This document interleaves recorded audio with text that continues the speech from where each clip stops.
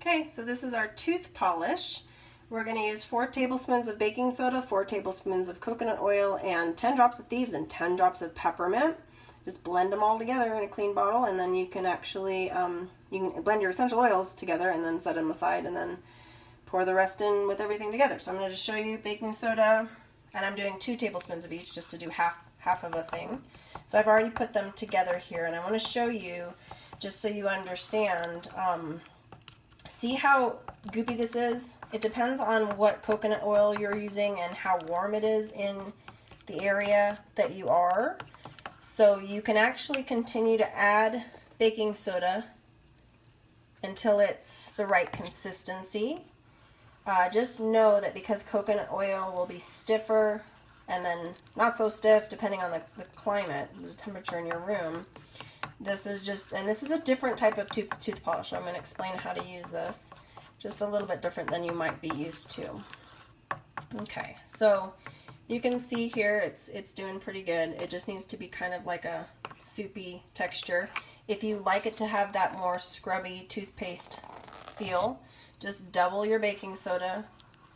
That's all you do. So you just double the baking soda compared to the coconut oil, and it will just get thicker and thicker and thicker. So some of you guys like tubes, so you can actually purchase tubes, and you can even see right now it's getting pretty thick, and that's good. Or you can just use little pots, and I actually use little pots because I make small amounts of this to use. I'm going to use 10 drops of thieves. 1, 2, 3, 4, 5, 6, 7, 8, 9, 10. And then watch, I'm going to put my peppermint right on top of that thieves pile there. 1, 2, 3, 4, 5, 6, 7, 8, 9, 10. So at least they're sort of synergizing. They're getting a little bit of time to synergize, but not super important for this. You just want that fresh minty taste. The thieves will help with all sorts of things in your mouth, and the peppermint on its own is fine, just as is. So there we are. And again, it's up to you if you want that thicker or not. Just keep adding baking soda. And then we're taking this as a little pot. I'll have to somehow figure out how to take these things off one-handed. And that pot is what I'm going to pour this into.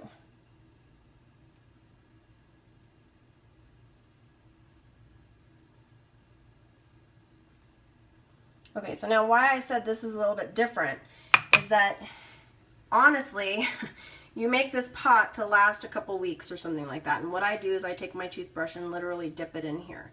So it's gonna not be super soupy because this will set up a little bit, but honestly, like that alone is fine. That much is all you need for tooth polish, and you can just put that on your toothbrush. Some people like to take little scoops, scoop it out, put it on their toothbrush.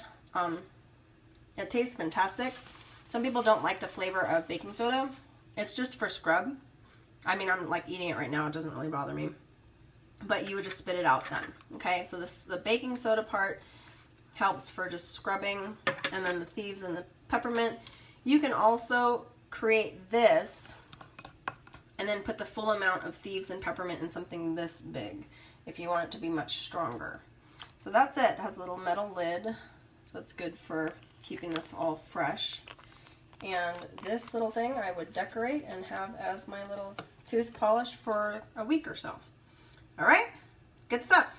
Tooth polish, can't beat that.